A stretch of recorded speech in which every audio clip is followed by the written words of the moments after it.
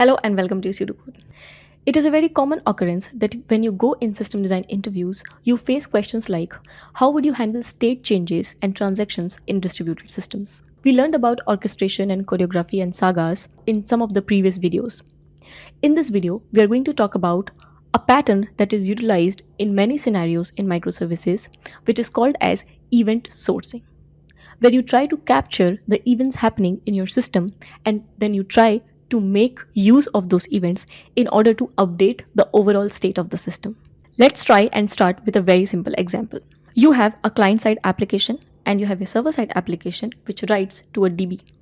This is an example of basic CRUD application. You add a new user and the name of that user is Harry Potter. It is saved in a row in the database. Now, if you want to update the middle name of that user, you again make an API call and the middle name of that user is updated and the same gets reflected in the database. Since there is only one interface from where you can make changes to the system, and also it might not be a requirement to see what was the name before and what is the name now, this whole scenario works. But imagine a scenario where there might be other clients who might be updating the middle name. Or there is a scenario where you want to know that what was the name before, or you want to check the state of these changes. Like you want to know that who was the client who updated this name to Harry Potter and who was the client who updated this name to Harry James Potter. Because right now in your database, this is the state that can be seen. This state, which was the previous name, has been lost and there is no way to access it. However, in this use case, it doesn't seem very likely that anybody would want to know this trail, or it would be a use case to know this trail. However, when we talk about complex systems and complex business systems where such kind of requirements are very common, let's try and see an example for that. Let's use the example of an e-commerce application or an e-commerce system where we are talking about order journey, like how an order is placed. So let's say that you have one database which stores the order and the state of the order. Now, when the client side application talks to server side application, let's say it says add item to the cart and your order state is as soon as an item is added to the cart, you create an order in a draft state. Once more items are added, the order stays in the draft state. Once a payment is initiated, the state of the order is updated to pending. Once the payment is confirmed, the state of the order is updated to accepted. However, when the order is being sent to other service, let's say that this is a warehouse service or any other service which will check how to place the order or which will check what items have to be shipped for a particular order, that checked the order and it realized that one of the items is not available or the item is out of stock. In that case, that particular service changes the state of the order to cancelled. If we were to go with the traditional approach where we just are storing this data in the database, the latest state that you can see for the order is order cancelled. You wouldn't know that a payment has been made, you wouldn't know that it was accepted earlier, and you wouldn't know that who has cancelled it.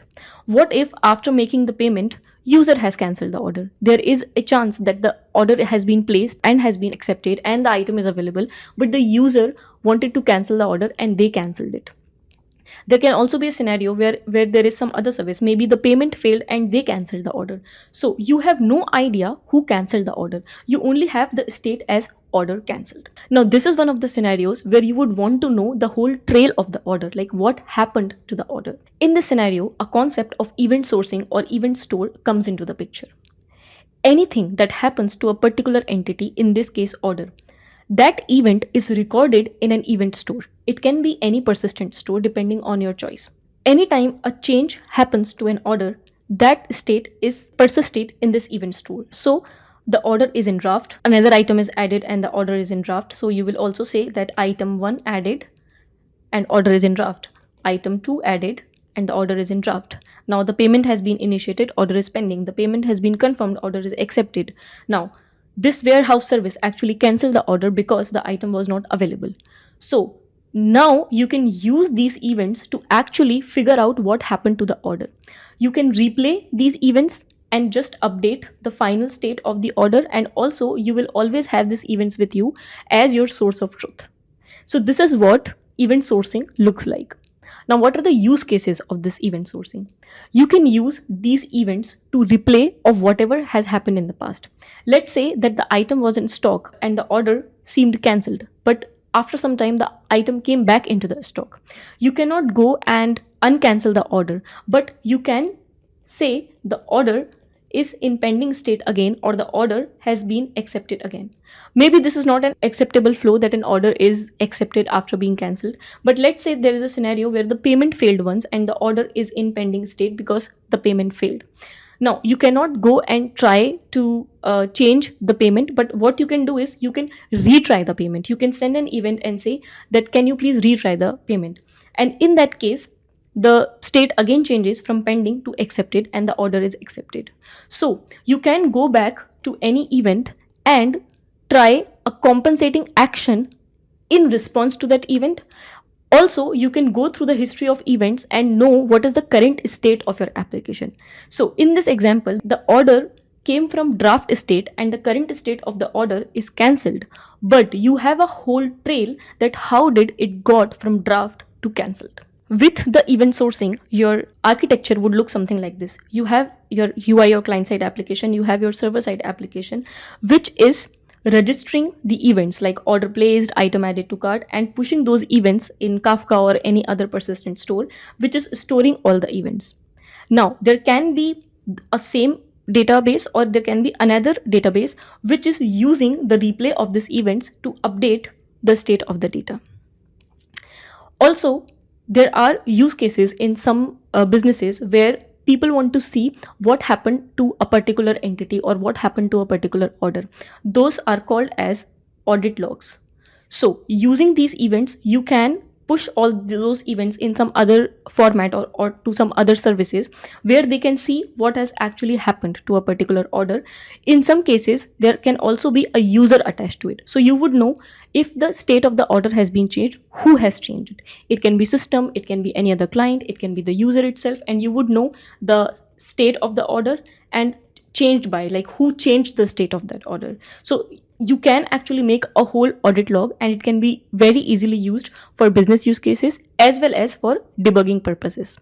There is one more pattern which is used in complement with this pattern. It is called as CQRS. We can talk about it in the next video, but I will just give a brief summary. In that pattern, you can actually separate out the reads and writes from your system. You can be using these events to replay and updating the state of a particular database where you will be sending all the writes to the system. You can use this same database or some other store in order to make read or basically check what is the state of the system or what is the actual data that needs to be presented in different formats to different clients. I will go deep into that pattern in the next video. However, from event sourcing, you should keep few things in your mind. Since the update to the entity is not happening synchronously, it is happening via events, it is highly likely that if you try to read the state of the same entity, as soon as you make changes to it, it might be hard because the system is eventually consistent. If the need of your system is to have real-time updates of data, then you might not be using this pattern. Also, if you do not have a complex business or a complex business logic as here, if it is just a user system where you just have to update few entries, then you might not need to use this pattern. Also, this pattern is very much useful when the same entity or the same piece of data might get updated from different channels, and also it might get updated frequently. The frequency of updates to that particular entity is high in a small period of time. If you think about a system like booking system, like booking seats for an event, or a system like Book My Show, and seats are getting reserved, you might see that many people are trying to make changes to the seats, like reserving seats or not reserving seats. And in that case, you might want to know what is happening throughout the system, and you might want to use a pattern like this. If you want me to create a dedicated video on how this can be used for a booking system or any real world system, how this can be applied, let me know in comments and I will try and record that. Just to summarize, if you want any kind of event replay, if you want your event store to be the source of truth so that you can reconstruct the state of the system from it, or there are multiple ways to update a field and the frequency of updates and writes is high, then you should be using this pattern. The downside of this pattern is that it is highly complex, it can be difficult to implement and debug, and you need expertise in order to implement this successfully and then maintain it. If you have any doubts or questions, please try to leave them in comments and I will try to answer them. Till then, take care. See you in the next video.